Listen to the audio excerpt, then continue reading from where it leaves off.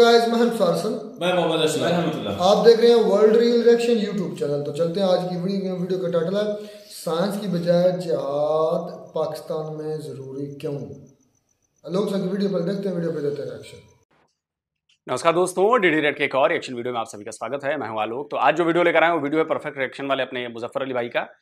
Title है जिहाद versus science and technology, education in Pakistani मदरसा। अच्छा जी, चलिए देखते हैं क्या है। अच्छा, ये बताइएगा कि पाकिस्तानी जो मदरसे हैं वहाँ पर साइंस एंड टेक्नोलॉजी की तालीम क्यों नहीं दी जाती, कि सिर्फ वहाँ पर जो दीनी तालीम ही दी जाती है, या कुरान हिफ्ज़ किया जाता है, या हदीस या फ़िक़्ह ही पढ़ाया जा रहा है। तो वहाँ पर आप समझते हैं कि अगर उनमें साइंस एंड टेक्नोलॉजी की तालीम दी जाए तो पाकिस्तान की तरक्की में वो जो हमारे स्टूडेंट हैं, जो तालिबान हैं, वो अहम किरदार अदा कर सकते हैं। तो कैसे समझते हैं कि वहाँ पर साइंस एंड टेक्नोलॉजी की तालीम होनी चाहिए मदरसों के अंदर? आपने बहुत अच्छा सवाल किया है। मैं इसके मुतालिक अपनी नाक़िस राय के होते हुए ये कहूँगा कि दीन इस्लाम जो है इसके मुख्तलिफ़ शोबे हैं। तो जिसके मुख्तलिफ़ शोबे हैं तो हर शोबे में अफराद काम कर रहे हैं। होना ये चाहिए कि जो जिस शोबे में है वो उस अपने शोबे में रहकर ही अपने शोबे को प्रमोट करे, उसमें रहकर काम करे। अगर वो अपने शोबे से निकल कर दूसरे में जाएगा या दूसरे शोबों को अपने शोबे में दाखिल करेगा तो इस तरह निज़ाम गड़बड़ हो जाएगा। मैं ये समझता हूँ कि जो स्कूल, कॉलेजेस या यूनिवर्सिटीज़ हैं, इनका जो काम है वो है दुनियावी तालीम देना। यहाँ पर आप डॉक्टर तैयार करें, इंजीनियर तैयार करें, यहाँ पर आप सब कुछ जो दुनियावी लेवल पर है वो तैयार कर सकते हैं। लेकिन जो मदरसे का माहौल है ये ख़ास माहौल है। यहाँ पर दीनी तालीम है, यहाँ पर आप हाफिज़ तैयार करें, यहाँ पर आलिम तैयार करें, यहाँ पर मुफ्ती तैयार करें, यहाँ पर कुरान मजीद के दाई तैयार करें। तो होना ये चाहिए कि जो मदरसे वाले हैं वो अपना काम करें और जो स्कूल कॉलेजेस वाले हैं वो अपना काम करें। जब वो दोनों अपने अपने दायरे में रहकर काम करेंगे तो फिर इंशाल्लाह हमारा मुल्क भी तरक्की करेगा। अब फिर आप ये सवाल करें कि ये कब किस वक्त फिर एक बंदा वो स्कूल अलग पढ़। लेकिन यही काम तो नहीं हो रहा है सर। ये कहने में तो बड़ी अच्छी बात लगती है, लेकिन क्या वाकई ये हो रहा है? अगर मदरसे को अपना काम करना है तो मदरसा साइंस पर अपने कमेंट्स क्यों करता है? मदरसे में पढ़ाने वाला मौलाना ये क्यों कहता है कि धरती गोल नहीं है, चपटी है, और धरती घूमती नहीं है, साकिन है? सुनिए। लेकिन हमें ज्योग्राफी में पढ़ाया जाता है कि अर्थ जो है वो सूरज का चक्कर लगाता है। ये लॉजिक ये गलत है बेटा। साइंस की ये थ्योरी जो है ना, ये दुरुस्त नहीं है। जमीन साकिन है, यानी जमीन मूव नहीं करती। साकिन को एक अच्छा सा वर्ड इंग्लिश का होता होगा, साकिन का स्टैटिक। अर्थ स्टैटिक पोजीशन में है, तो ये मूव नहीं करती। और साइंस कहती है कि जमीन मूव करती है। आला हजरत हमारे इमाम अहले सुन्नत ने कुरान से साबित किया है कि जमीन मूव नहीं करती। तो हमने बात कौन सी माननी है? इस्लाम की। ये क्लिप मैं बार बार 1000 बार और भी चलाऊंगा। इसलिए चलाऊंगा कि आपको समझ आए कि मैं ये बात क्यों कह रहा हूं। इसको डिफेंड करने के लिए आप 1000 मेरे पास लॉजिक रख सकते हैं, लेकिन मैं उसे नहीं मानूंगा। इसलिए नहीं मानूंगा कि या तो सही चीज पढ़ाई जाए या फिर गलत चीज नहीं पढ़ाई जाए। और अमूमन हर मदरसे में यही होता है। और मैं सिर्फ पाकिस्तान के मदरसे की बात नहीं कर रहा हूं, और भी दुनिया में कई मदरसे हैं, वहां भी होते हैं, भारत में भी होता है। लेकिन भारत में अब धीरे धीरे थोड़ा चेंज आना शुरू हुआ है, क्योंकि गवर्नमेंट की पॉलिसी चेंज हुई है। गवर्नमेंट ने कहा है कि भाई नहीं, ऐसा नहीं हो सकता, मदरसों को मॉडर्नाइज करना पड़ेगा, वहाँ पे कंप्यूटर की शिक्षा दी जाएगी, वहाँ पर साइंस और मैथ भी पढ़ाया जाएगा। ये सारी चीजें की जा रही हैं। क्यों बाकी पढ़ाई मदरसे में नहीं कराई जाती, इसकी भी वजह बताऊंगा, अभी सुनते हैं। और फिर मदरसा में अलग पढ़े। 10-12 साल आप जैसे कह रहे हैं कि आपने तालीम हासिल की। अब अगर आप आला तालीम हासिल करना चाहें, कुछ साइंस एंड टेक्नोलॉजी की तालीम हासिल करना चाहें, आप डॉक्टर बनना चाहें, इंजीनियर बनना चाहें, तो आपको तो मजीद 10 से 15 साल और मजीद लग जाएंगे। तो इतनी तो आपके पास वो पीछे उम्र की गुंजाइश भी नहीं होगी। देखें कि हमारी ऐसी बहुत सारी मिसालें मौजूद हैं कि हमारे बहुत सारे उलमाए किराम वो आलिम भी हैं और साथ में डॉक्टर भी हैं, इंजीनियर भी हैं। ये मसला नहीं होता कि आपकी उम्र कितनी चंद है है ना, चंद हाँ जी, हाँ है जी। मोस्टली जी, जो जी। मेजोरिटी है जी, वो जी। तो आप जी, आप जी। समझते हैं कि वो सिर्फ जी जी दीनी तालीम ही हासिल करते हैं, उसके बाद में उनको किसी मस्जिद के अंदर इमाम वो लग जाते हैं या किसी मदरसे के अंदर वो मुअल्लिम लग जाते हैं। जी, जी। मैं तो यही समझता हूँ कि ऐसे ही उनका मुस्तकबिल वही होता है फिर। नहीं, सिर्फ इतना नहीं होता, यही तो एक गलत तस्वुर हमने बनाया हुआ ना कि एक मदरसे का जो मौलवी है वो सिर्फ मस्जिद और मदरसा तक ही बंद है। ऐसा नहीं है। जो मदरसे का मौलवी है वो जितनी भी यानी कि शोबा जात हैं और ज़िंदगी में जितने भी काम हो रहे हैं वो तमाम में शामिल है। ठीक है, आप दीन सिर्फ इसी को समझ रहे हैं कि कुरान पढ़ना दीन है, नमाज पढ़ना दीन है, सिर्फ मदरसे में रहकर दीनी तालीम हासिल करना दीन है। ऐसा नहीं है, बल्कि दीन आप जो भी काम शरीयत के मुताबिक कर रहे हैं ना वो दीन है। ठीक है, तो वो आप जो शरीयत के मुताबिक काम कर रहे हैं वो दीन में शामिल है। तो अब चाहे वो जहाँ पर भी आप चले जाएं कि वो आप दीन का काम कर रहे हैं। अच्छा, एक जो इल्ज़ाम हमारे पाकिस्तानी मदरसों के ऊपर लगाया जाता है कि यहाँ से जहादी तैयार होते हैं और यहाँ से जहाद की वो ट्रेनिंग लेके निकलते हैं। अफ़गानिस्तान में भी यहाँ से मदरसों के अंदर से गए हैं, इंडिया के अंदर भी जो कश्मीर का जहाद था उसके अंदर भी गए हैं, जैसे कि अब फ़लस्तीन के अंदर भी ये जहाद हो रहा है वहाँ पर भी।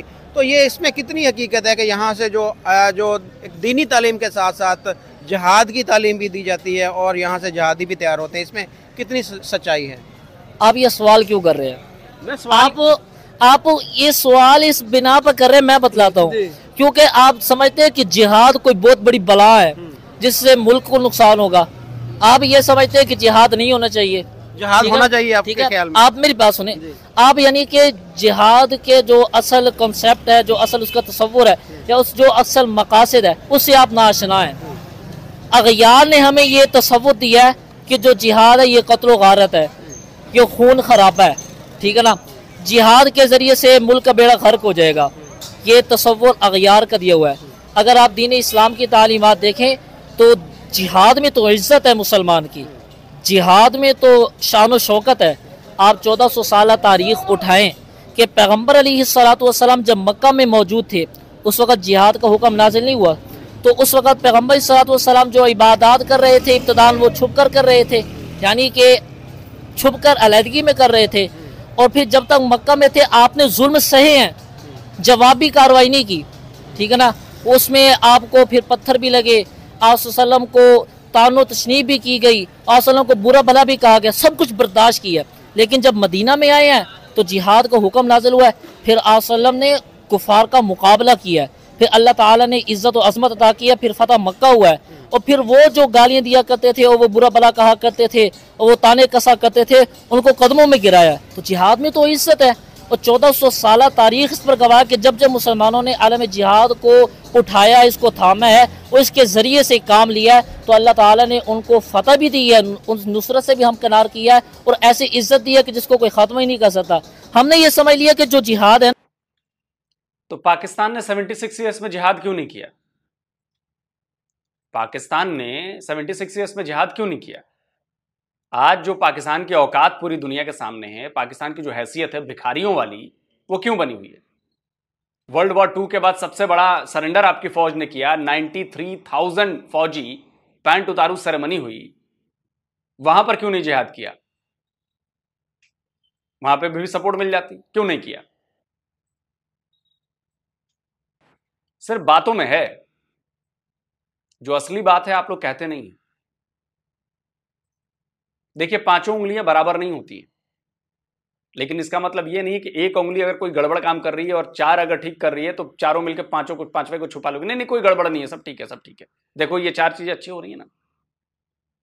मेरा पॉइंट समझे आप? तो 4 अच्छी बातों के पीछे एक बुरी बात छुपाना, यह भी गलत है।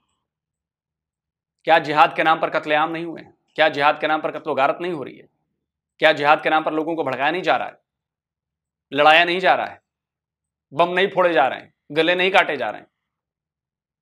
लेकिन उसको छुपाने के लिए 4 अच्छी बातें। नहीं, खुद से जिहाद, खुद को ठीक करना, कहां, किधर, कहां है, वेयर? है ना, इसके जरिए से मुल्क से में खून खराबा होगा, कत्लो गारत होगी, इससे जो मुल्क का बेड़ा वो गर्क हो। ऐसा नहीं है। जिहाद जो है अगर हम इसको उसकी हुदूद में रहकर करेंगे, एक अमीर आदिल जो यानी कि इमाम में अदल हो वो हुक्म देता है तो फिर आप पर जिहाद फ़र्ज़ हो जाता है। ठीक है, अगर यानी दुश्मन हमला करता है, ज़रूरत मौका बनता है, जिहाद फ़र्ज़ हो जाता है। फिर आप अल्लाह ताला का नाम लेते हुए आलम जिहाद बुलंद करते हैं तो फिर उसमें बरक़ात हैं। ये आप सवाल इसलिए कर रहे हैं कि आप जिहाद की हकीकत से नाशना है। नहीं, मैं बिल्कुल, आपने जो बात की बिल्कुल इसमें कोई शक नहीं है कि हमारे नबी करीम सल्लल्लाहु अलैहि वसल्लम ने उस वक्त जिहाद किया और अल्लाह पाक ने उनको कामयाबी भी दी, उन्होंने बेशुमार फतूहात भी हासिल की। आप समझते हैं कि वो जो दौर था हमारे नबी पाक सल्लल्लाहु अलैहि वसल्लम का और आज का जो दौर है उसमें कोई फ़र्क नहीं है कि उस वक्त जंगें जो है जिस तरीके से लड़ी जाती थी, घोड़ों के ऊपर लड़ी जाती थी, तीर और तलवार के साथ लड़ी जाती थी। आज हमारे पास भी एटम बम है, हमारे साथ हमसाया मुल्क हिंदुस्तान है, उसके पास भी एटम बम है, चाइना के पास भी बम है, रशिया के पास भी बम है, एटम बम है। तो ये तो वो वैसी जंग तो रही ही नहीं कि हम आज जहाद का ऐलान करते तो क्या हम घोड़े पे बैठ के निकलेंगे? हम कैसे जहाद करेंगे? जहाद का तो तरीक़ाकार ही बदल चुका है ना। अब देखें, हमारी हुकूमत ने जहाद का ऐलान तो नहीं किया, कश्मीर में जहाद का ऐलान हमारी हुकूमत ने तो नहीं किया। इसमें आपने बात की है कि जो एक हुक्मरान है जब तक वो जहाद का हुक्म ना दे तब तक जहाद फ़र्ज़ नहीं होता। तो देखें, हमारी हुकूमत ने तो नहीं ऐलान किया जहाद का कश्मीर में, हमारी हुकूमत ने तो ऐलान नहीं किया। अभी हमारा तो देखें, अभी खुल के फ़लस्तीन की हमायत का ऐलान भी नहीं कर रही हमारी हुकूमत तो फिर कैसे हम शिरकत कर सकते हैं कि हमारा हुक्मरान ही नहीं चाह रहा कि जहाद हो? तो फिर हम पर फ़र्ज़ है कि हम वहाँ पर जाकर लड़ें। तो क्या अगर वहाँ पर जाके हम लड़ते हैं, मरते हैं, तो वो शहादत होगी हमारी? देखें कि जो जिहाद की हकीकत है ना, वो इस तौर पर फ़र्ज़ होता है कि एक मिसाल के तौर पर मुसलमान मुल्क पर हमला हो गया, ठीक है, तो अब वो हालत जंग में है, वो अब जंग की जो नौइयत है वो बढ़ रही है और ज़रूरत पेश आती है कि साथ में शामिल किया जाए। तो जिहाद जो साथ वाली बस्ती है उस पर फ़र्ज़ हो जाएगा मुसलमानों की, फिर उससे आगे निकल कर मुल्क में मुंतकिल हो जाएगा, फिर मुल्क दर मुल्क वो चलता रहेगा। यानी जो जो वो सिलसिला फैलता चला जाएगा ना, तो जो करीब वाले हैं उन पर फ़र्ज़ होता चला जाएगा। अगर हमारा हुक्मरान ऐलान नहीं भी करता तब भी उन पे फ़र्ज़ हो जाएगा अवाम पे। वहाँ पे देखा ना कि हम लोग पाबंद हैं। अब ये जिहाद हम पर फ़र्ज़ है या नहीं, ये हमारे जो बड़े उलमाए कराम हैं वो इसकी सही हकीकत बतला सकते हैं कि अभी जो फ़लस्तीन की सूरत हाल है उसको पेश नज़र रखते हम पर जिहाद फ़र्ज़ है कि नहीं। लेकिन इतना ज़रूर है कि हम पर यह फ़र्ज़ बनता है कि हम उनके जो गम है, उनकी जो हमदर्दी उसमें शामिल हो, उनके लिए दुआएँ करें। लेकिन हम इसको अपना फ़र्ज़ समझें कि ज़रूरत पेश आई, हम तैयारी में रहें तो हम इस ज़रूर शिरकत करेंगे। हदीस मुबारक है, बहुत पहले मैंने पढ़ी लेकिन अभी ना मुकम्मल ज़हन में ली है, देखो खाका ज़हन में आ रहा है कि हदीस मुबारक में आता है कि आप अपने वो घोड़े की यानी को तैयार रखें। बल्कि हमारा सदन मसला बताया, हदीस मुबारक तो शायद ना भी हो लेकिन बहरहाल मसला ज़हन में है। वो सदन फरमाया कि आप ना एक घोड़ा तैयार रख रहे हैं, उसको आप खुराक खिला रहे हैं कि जब भी मुझे यानी कि मौका मिला तो उसको मैं जिहाद में ले जाऊँगा। इसी तरह आप एक गाड़ी रख लें, ठीक है ना, उसमें ये कर लें कि जब भी मुझे ज़रूरत पेश आएगी तो मैं इसको जिहाद में यानी कि ले जाऊँगा। तो असलहा वगैरह तैयार होना चाहिए जिहाद के लिए? असलहा वगैरह की बात नहीं है, यानी कि एक जिहाद की तरगीब कह ले, ठीक है, जो जिहाद की अहमियत है। तो क़यामत के दिन ये असलहा, ये जो कार वगैरह है, ये जो घोड़ा वगैरह जो भी चीज़ है जिहाद की, वो आपके मैदान अदल में या जो मैदान अमल होगा उसमें शुमार की जाएगी। तो अगर हम ये कहते हैं कि जिहाद इससे खून खराब हो, ये आपका बिल्कुल गलत तस्वुर है, ठीक है ना। लेकिन अभी लेकिन जो सूरत हाल का हम पर जिहाद फ़र्ज है कि नहीं, तो इसलिए मैं अपने नाक़िस इल्म के मुताबिक कुछ नहीं कह सकता कि हम पर जिहाद फ़र्ज है कि हमारे बड़े उलमाए किराम बतलाएंगे। लेकिन इतना समझता हूँ कि हमें उनकी हमदर्दी में शामिल होना चाहिए और जिहाद की हकीकत से हमें बिल्कुल इनकार नहीं करना चाहिए। आज जैसे मैं आपकी बात को सेकंड करता हूँ, लेकिन जिस तरीके से फ़लस्तीन के अंदर इस वक्त हो रहा है, हमास ने अटैक किया पहले इसराइल के ऊपर, वहाँ पर उनका नुकसान हुआ, उनकी औरतों के ऊपर भी बम गिरे, उनके बच्चे भी वहाँ पर मारे गए। उसके जवाब में जब इसराइल ने अब फ़लस्तीन के ऊपर हमला किया, गज़ा के ऊपर हमला किया, तो हमारे वहाँ पर हज़ारों मुसलमान के जो बच्चे और औरतें वो शहीद हुए हैं। जी। तो जब हमें पता हो कि हमारा दुश्मन बहुत ज़्यादा ताकतवर है, वो अगर हम उसके ऊपर हमला करेंगे तो जवाबी हमले में हमारा बहुत ज़्यादा नुकसान हो सकता है, तो फिर क्या हमें वहाँ पर इस तरह का काम करना चाहिए, यानी जिस तरह हमास ने वहाँ पर काम किया? देखिए, जवाब में हमें नज़र आ रहा था जब हमास ने हमला किया, मैं ये कैमरे के सामने मैं आपको बता रहा हूँ कि मैं जिस तरह की मर्जी मुझसे ले ले, कि मुझे नज़र आ रहा था कि अब वहाँ पर मुसलमान औरतों और बच्चों की खैर नहीं, कि जो हमास ने ये काम किया है ना, उसके जवाब में अब इसराइल को जवाब मिल गया है कि वो इनके ऊपर हमला कर देगा और उनको कत्लो गारत करेगा। तो ये आप इसको कैसे देखते हैं कि इस तरीके से जब आपका दुश्मन एक बहुत बड़ी ताकत में है और आप एक कम तादाद में हैं, वहाँ पर इस तरह का काम करना चाहिए था? देखें, ये जो आपने सवाल किया ना, ये अकल का तकाजा है, ठीक है ना। देखें, शरीयत जब आ जाती है ना तो उसके मुकाबले में अकल नहीं आती। आप 1400 साल तारीख़ उठाएं, उसमें अक्सर यूँ है कि मुसलमानों की तादाद बहुत कम है और सामने वाले जो मद्दे मुकाबिल है दुश्मन है उसकी तादाद बहुत ज़्यादा है, ठीक है ना। अक्सर ऐसे हुआ है। आप इस चीज़ को ना देखें कि बहुत कम तादाद थी तो इन्होंने वो पहले हमला किया फिर उनको जवाब मिल गया। आप ये देखें कि इससे पहले तसव्वुर क्या था। तसव्वुर पूरे पाकिस्तान को, पूरी दुनिया को ये दिया जा रहा था कि इसराइल को तस्लीम कर लिया जाए और ख़ास तौर पर जो अरब ममालिक उन पर दबाव डाला जा रहा था, और उससे भी ख़ास पर सऊदिया अरब, ठीक है, दबाव डाल इसको, यानी कि सऊदिया अरब वो इसराइल को तस्लीम कर ले। अगर खुदा न खास्ता सऊदिया अरब जो कि मुसलमानों का मरकज़ है वो तस्लीम कर लेता है इसराइल को, तो फिर जो जितने भी इस्लामी ममालिक हैं उनके लिए इसराइल को जो तस्लीम करने का जो जवाज़ है वो बहुत मुश्किल हो जाएगा, ठीक है। यानी कि उनको बस वो ताकत ही नहीं रहेगी, वो हमारा मरकज़ जो तस्लीम कर लिया, तो वो इस खतरे को भांप गए थे। मतलब डिफेंड करना है तो कहां से करना है, ये कुछ सीखे इनसे। अच्छा, वैसे क्या फर्क पड़ता है?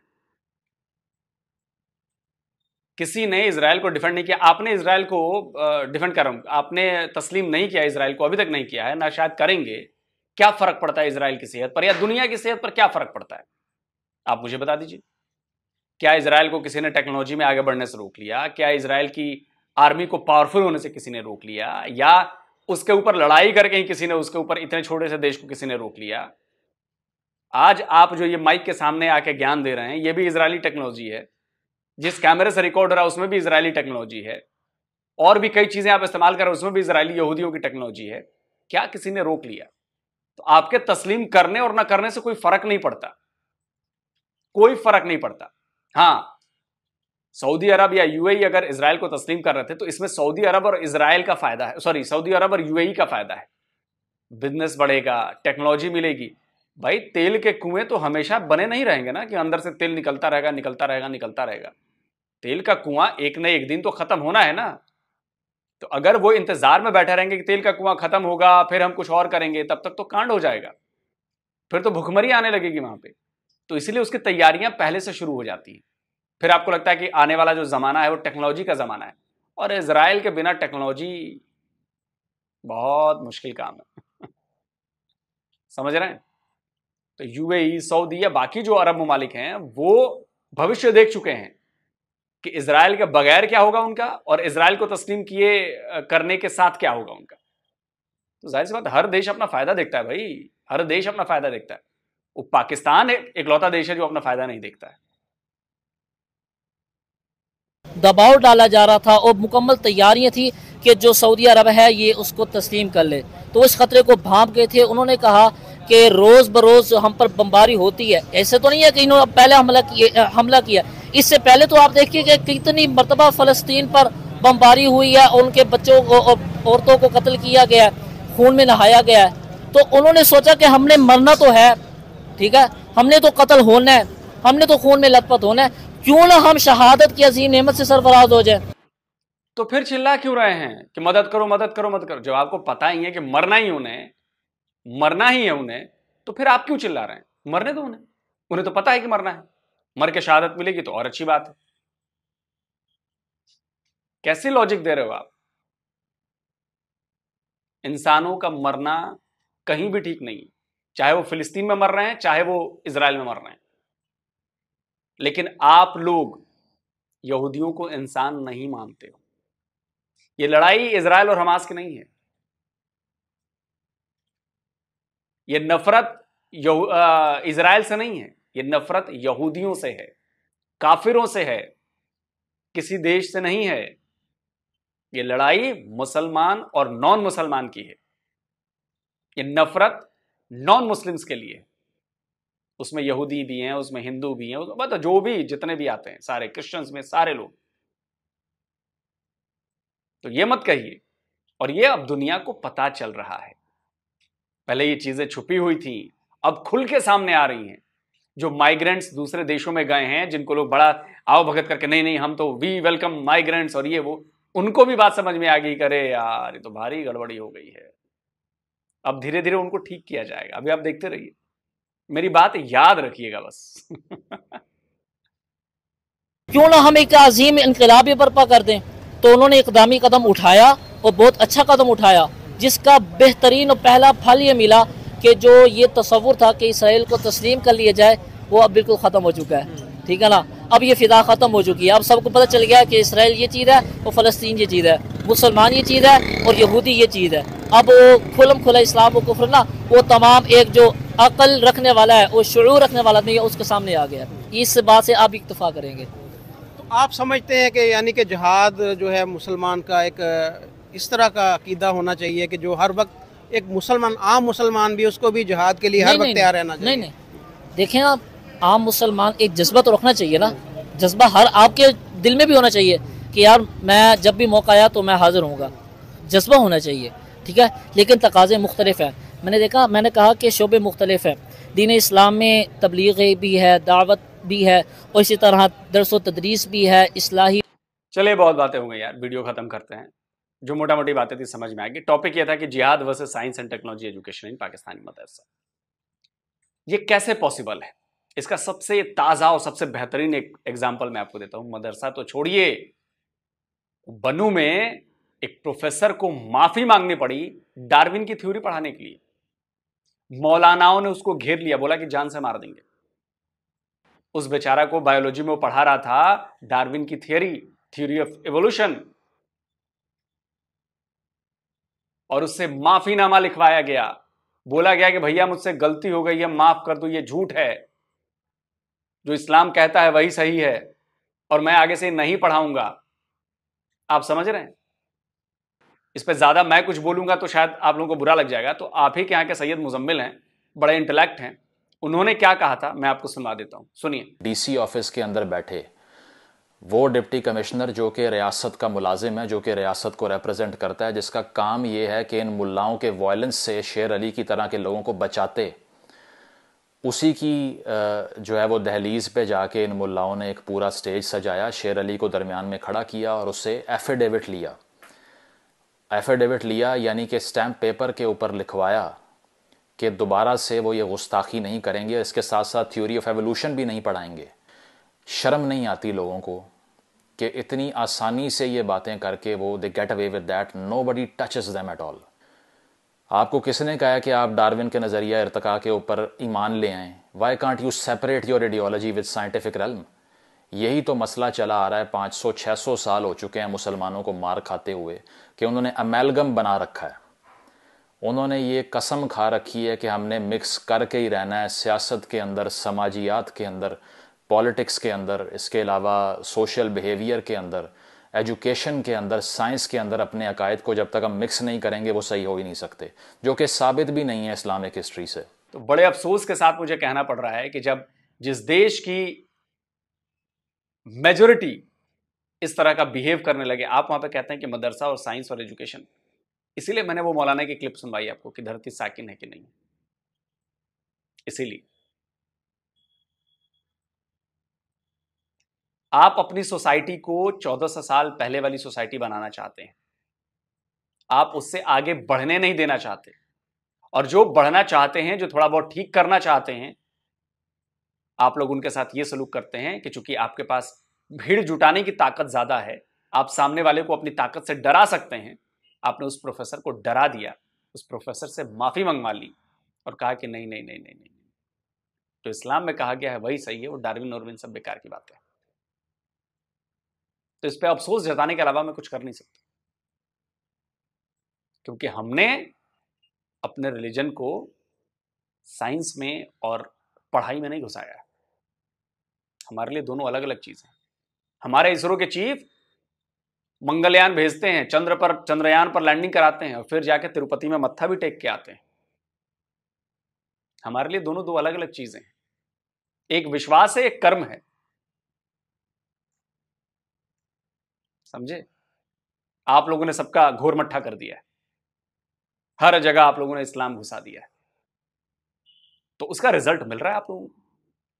तो बधाई हो पाकिस्तान, रिजल्ट अच्छे मिल रहे हैं। और हम सब चाहते हैं कि आपके यहां शरिया कानून लागू हो जाए। 1400 साल पहले जो कानून नाफिज था वो आपके यहां कानून नाफिज हो, मैं ये प्रार्थना करता हूं। और करवा के आप लोग दिखा दीजिए तो मैं पाकिस्तान की जनता को मान जाऊं, लेकिन आप लोग करवा नहीं पाएंगे। आप लोग सिर्फ बोल सकते हैं, ये करवा नहीं सकते। करके दिखवा दीजिए। कमेंट में आप लोग जरूर बताएं। जल्दी मिलता हूं एक और नए वीडियो के साथ। नमस्कार, जय हिंद।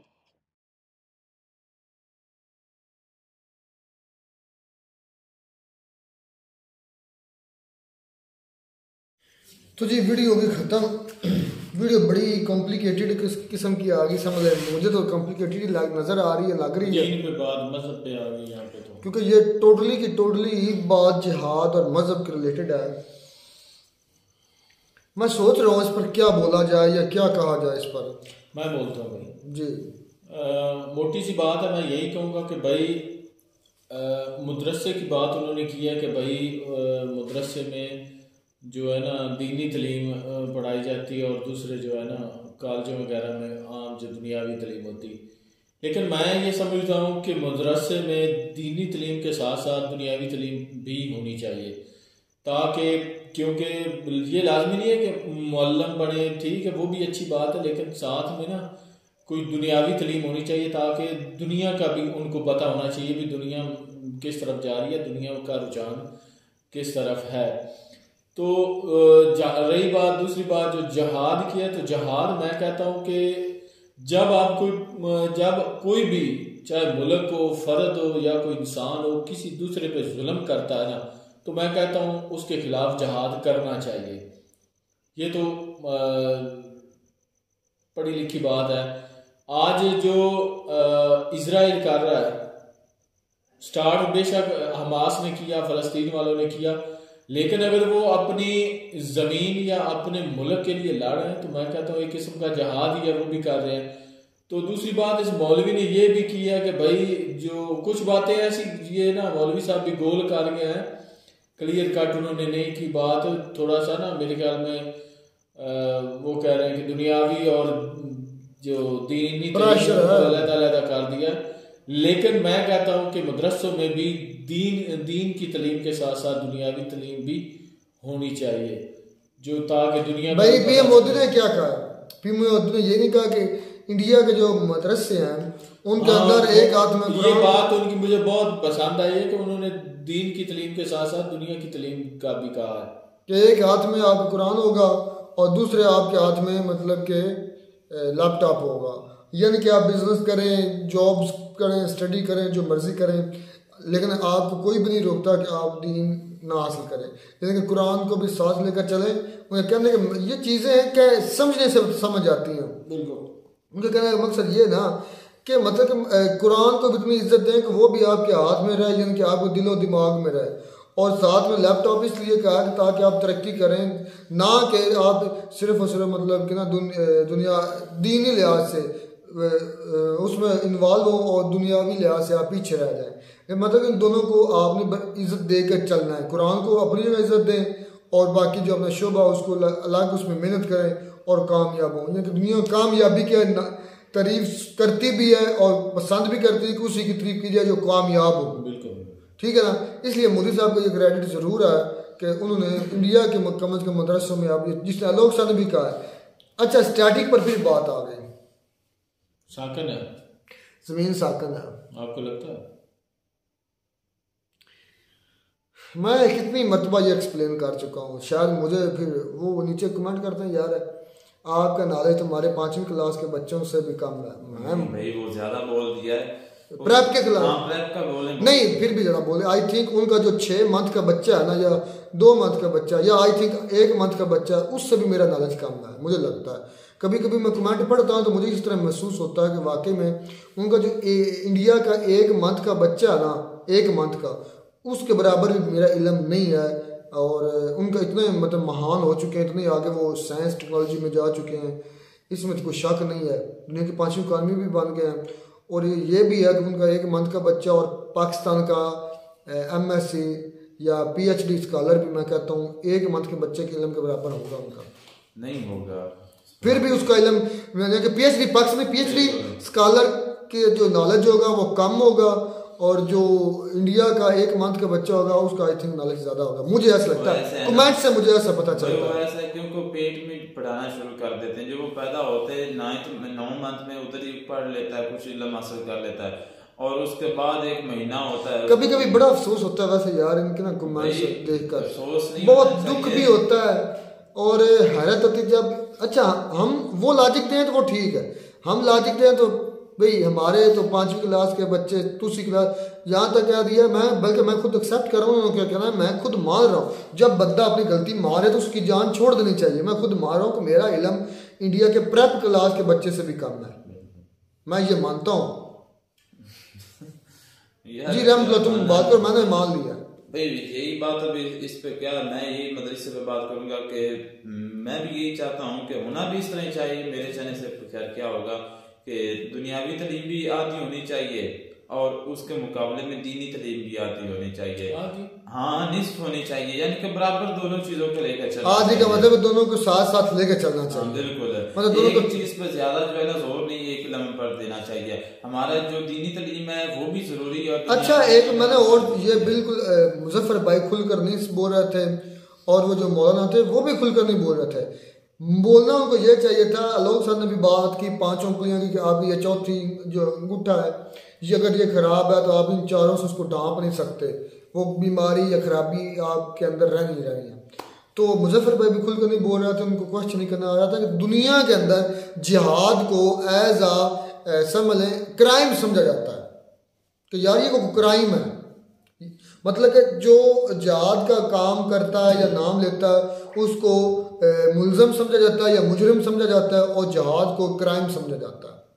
भाई पहली बात तो यह है कि मैं इतना ज़रूर जानता हूँ कि जिहाद भी नफ्स दुनिया के अंदर सबसे बड़ा जिहाद है। 2 किस्म के जिहाद है। लोग ने भी इसकी बात की कि जी आप ऐसा नहीं हमें दे सकते दलीलें, ठीक है आप ना लें, आप ना समझें, वो आपकी अपना माइंड है, आपकी अपनी, वो तो मैं हम पहले एक्सेप्ट कर चुका हूँ, बल्कि मैं कर चुका हूँ। मैं तो अब कोई दलील नहीं दूंगा, क्योंकि दलील जब भी दूंगा तो मैं उनके जो 1 मंथ का बच्चा ना, इंडिया का 1 मंथ का बच्चा 1 माह का, उससे भी मेरा नॉलेज कम है, इसलिए मैं फजूल में बोलना है। मैंने स्टार्टिंग पर हालांकि मैं बड़ी डिटेल के साथ बात कर चुका हूँ कि उस मौलवी को भी समझाना नहीं आया। मैंने 4 के 5 वीडियो में ये आई थिंक एक्सप्लेन किया है, लेकिन उनको आई थिंक मुझसे ज़्यादा इल्म है, इसलिए मैं खामोशी सबसे फिर अच्छी चीज़ है। और जो समझ कहता है उसको मान लेना, मेरे ख्याल में बेवकूफ़ से बहस करना भी बेवकूफ़। ख्याल में नफ्स जो जिहाद कितनी किस्म का है? जिहाद सबसे जिहाद अकबर जो है ना, जिसका नाम सबसे बड़ा जिहाद कहा गया, वो है आपका नाबे वाला आपके अपने खिलाफ जिहाद, यानी कि अपनी ख्वाहिशात को तर्क करना, दूसरों की इज्जत और एहतराम का ख्याल रखना, दूसरे की भलाई के लिए हरकत सोचते रहना, ये सारी चीजें जो अपनी जात की नफी करना। ये नहीं कि जो आपकी मजहब ने एक लिमिटेशन जो बनाई हुई, एक हदें बनाई हुई हैं, उसमें रह के अपने आप को वक्फ करना या कुर्बान करना, वो है जिहाद। जिहाद बिन नफ्स का है यार, अपने नफ्स का जिहाद कर रहे हैं। आप रहमतुल्लाह ने भी कहा बात की, पीएम मोदी ने भी ये कहा कि मैं चाहता हूँ कि इंडिया के मदरसों के अंदर बच्चों के 1 हाथ में कुरान हो और 1 हाथ में लैपटॉप हो। इसकी मैं ये भी सुन लें कि हम जब दीन में मतलब सहाबा कराम रज़ी अल्लाह अन्हुम जो थे वो ज़्यादा इन्वॉल्व हुए ना, तो उन्होंने क्या किया कि मतलब ना वो बीवियों को छोड़कर, घर बार छोड़कर जंगलों की तरफ निकलना शुरू कर गए। नबी पाक सल्लल्लाहु अलैहि वसल्लम ने फरमाया कि आप दुनिया के अंदर रहकर अपने आप को बचाएंगे तो आप सबसे ताकतवर मोमिन और मुसलमान होंगे। मतलब नबी पाक सल्लल्लाहु अलैहि वसल्लम ने इस चीज़ को तरजीह दी कि दुनिया भी साथ लेकर चलो और दीन भी साथ लेकर चलो, मियाना रवि रखो, ना दुनिया के लिए दीन को छोड़ दो और ना ही मतलब, बल्कि दुनिया जो है ना वो दीन के अंदर ही है, हमारे लिए मुसलमानों के लिए। दुनिया बाकी सारी जो है वो दीन के अंदर ही है, वो तौर तरीके हैं, कवानीन हैं, लॉज हैं जिनको हम फॉलो करते हैं, और हम स्लेव हैं। हम स्लेव हैं अपने रब के, हम स्लेव हैं अपने नबी के, हम अपने दायरे से बाहर नहीं जा सकते। ये तो कोई भी है, ये सारे स्लेव हैं। उनकी अपनी हदें बनी बनी हुई हुई हैं, हैं। उनमें रहकर वो अपनी जिंदगी गुजारते नहीं हैं। मैं किसी बरबला तरह कह रहा हूँ, इस्लाम हम हमारे हाथ बंधे हैं, हमारे पाँव बंधे हैं, हमारी हर चीज़ बंदी है। जिस तरह अल्लाह की ज़ात का हुक्म है, नबी की ज़ात में हमें कोशिश करनी चाहिए, उस तरह हमें ज़िंदगी गुजारनी चाहिए। और हम गुलाम हैं और रहेंगे, और अल्लाह से दुआ भी करते हैं कि ताक़यामत जब तक हमारी सांसें हम अपने नबी और अपने रब के गुलाम रहें। इस पर हम और कोई नहीं मैं एक्सप्लेन करना चाहता। और जो बात स्टैटिक की और मोशन की बात की है, ये आई थिंक मैं 10 मरतबा एक्सप्लेन कर चुका हूँ, ठीक है ना। स्टैटिक की मैंने इससे सिंपल सी मिसाल यह दी थी कि अगर ज़मीन चलती होती ना, मूव करती होती, तो ज़मीन की मैंने बात की है उसके अपने पॉइंट ऑफ एक्सेस के लिहाज से। मैं कह रहा हूँ कि जहाँ मैं रह रहा हूँ, तो हो सकता है मैं कलकत्ता से उठता, दिल्ली से उठता, सोता, तो इस तरह ज़मीन एक जगह पर ही है, अपनी पोजीशन पर खड़ी। हाँ, उसको अगर दूसरी रेफरेंस को लोगे तो फिर वो मूव कर रही है। तो रेफरेंस जब चेंज होता है तो वो जो समझने वाले हैं वो शायद मेरी पॉइंट ऑफ व्यू समझ गए होंगे। मिलता नई वीडियो में नया टाइम साथ, तब तक दीजिए इजाज़त। अल्लाह हाफ़िज़।